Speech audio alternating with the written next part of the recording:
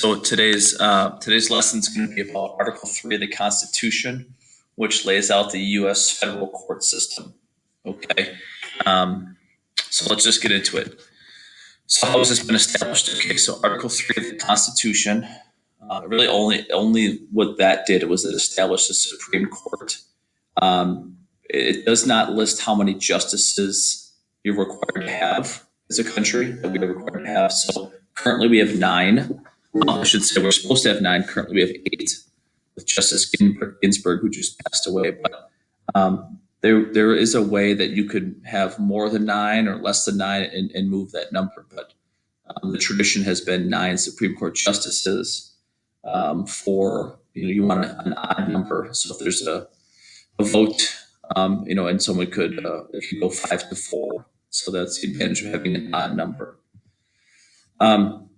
The Judiciary Act of 1789 established all lower federal courts and an attorney general. So shortly after the Constitution was written, they realized that they need more court systems to handle their cases as the country grows. There's a distinct difference between judges and justices. Okay, the judges are the federal courts, the judges that work in trial courts. So that's the first level, and then the appeals courts, which is the next level, and then the justices, the Supreme Court justices. Currently the 8 supposed to be 9 justices on the Supreme Court. And like I mentioned, there is a path to create new courts and increase or decrease the amount of judges or justices. That would have to go through Congress, and the legislative branch would have to decide that, which could happen. All right, 2 types of cases. This is a review, but again, the first one is a criminal case. Okay, so in a criminal case, someone is assuming guilt. Like the government, it's law versus citizen or corporation. The punishment could be like a fine or jail or both. Pretty common. Like a murder trial would be the state versus a person, or the federal government versus a person or a group of people. So we talk about the state, we're talking about the prosecutor, the DA, the district attorney versus the defendant. And then you have to be guilty beyond reasonable doubt. So the burden of proof on the DA. So when they go to, decide someone is guilty or not guilty, they're not deciding if someone's innocent. And I want to spend some time there because I use a murder case. The person that's on trial for murder, they're trying to decide if that person did it or didn't do it. Okay. They're not trying to figure out, okay, so let's say this person comes back and let's just say it's a male. He's innocent. That court case is not trying to figure out who actually did it. They're trying to figure out if this person is guilty or not guilty. Okay, and that has to be guilty beyond reasonable doubt. Okay, and that's an important part, because if you don't have 100% certainty, okay, you're not supposed to say someone is guilty.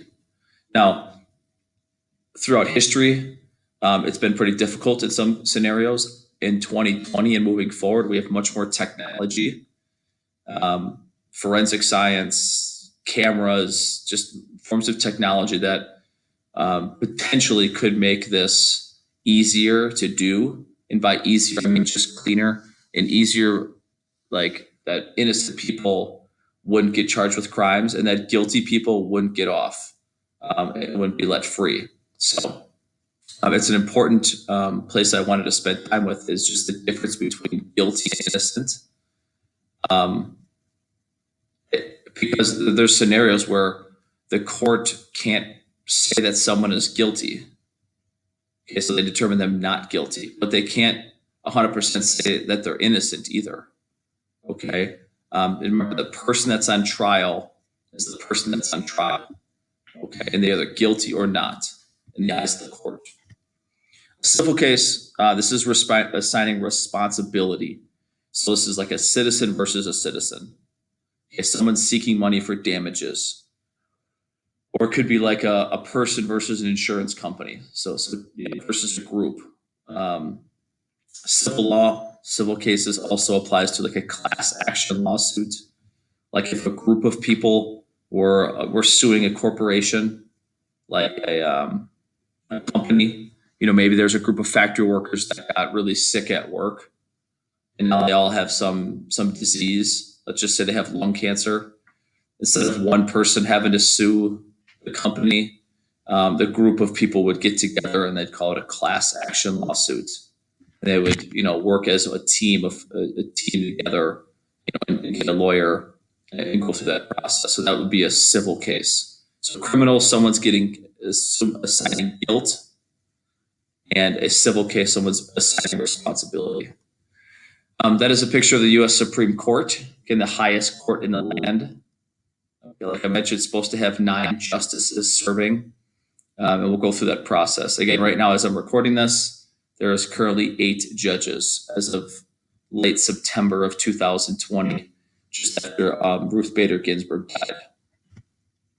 All right, so our different levels of government, great image right here. It reflects federalism. Remember, federalism is the idea that powers between the states and federal government are shared and distributed. Okay. There's a dual court system. So dual means 2. Again, the federal courts deal with cases that pertain to federal laws and federal issues. Okay. The other court system is the states. These deal with states' laws and state issues. Right? Most overwhelmingly majority of cases are handled at the state level. Okay. And even at both levels here, there's a right to appeal, and there's a Supreme Court, like the state of Wisconsin. There's the Wisconsin Supreme Court, just like there is the federal Supreme Court. Okay. Quick question is, can a case that originates in the court end up in a federal court? Originates in a state court, end up in a federal court? Yes. Unlikely, but it can happen. It can happen. All right, some more characteristics of the U.S. court system. That's like you'd see on TV right there. It's an adversary system. What that means is, like, there's going to be a competition. It's plaintiff versus defendant. It is defendant versus the government versus the defendant. There's 2 sides, and that's what lawyers do. The lawyers that are hired, or in some cases they're appointed because someone can afford one, they fight for their clients. They fight for their side. Okay, it's a competition. There's 2 sides argue before an impartial judge in a courtroom. A neutral area is that courtroom. And you can see by that picture, the judge sits in that main chair, and the judge, again, is like the referee, the umpire, going back and forth, trying to keep the peace in the courtroom. And sometimes it's the judge making a decision, and sometimes it is a jury, which we'll learn more about later. Okay, again, to win, justice usually prevails. Okay, usually prevails. Now, it's not 100%. Again, I think we all wish it was.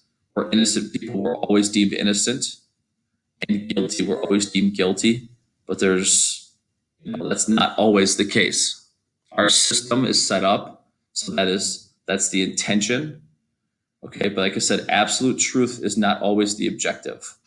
When a person is on trial for murder, that lawyer of that individual is trying to prove that they are not guilty. Okay, not that they are innocent. They're not trying to say that someone else did it and pinpoint who that other person was. They're trying to get their client to a not guilty. Right? Again, like 2 teams lining up in a football game. Okay.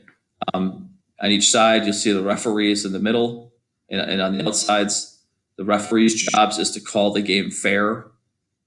And obviously, there's going to be people complain about the calls of a referee, and that was the right call, that was the wrong call, that was holding, that wasn't holding, that was pass interference, no, it wasn't. And that's what a referee does in a football game. The referee doesn't have any interest in who wins. The referees are supposed to call an impartial, fair game. And when they don't, that's the problem. It's just like in the courtroom.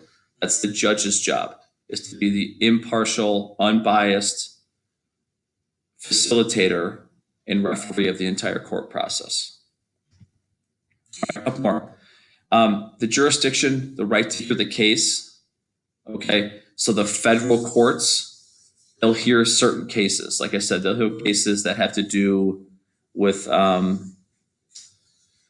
if it's a crime against the federal government, if it's a civil suit between citizens of two different states. Okay, so if there's a citizen of Wisconsin and someone of Illinois, that'll happen in a courtroom, a federal courtroom. Usually, if it's over $75,000, which can happen very easily. But anything that crosses states lines, the federal court will listen to. That's their jurisdiction. It means that they handle the case, not the state of Wisconsin, the state of Illinois. In this case, it would be the federal court.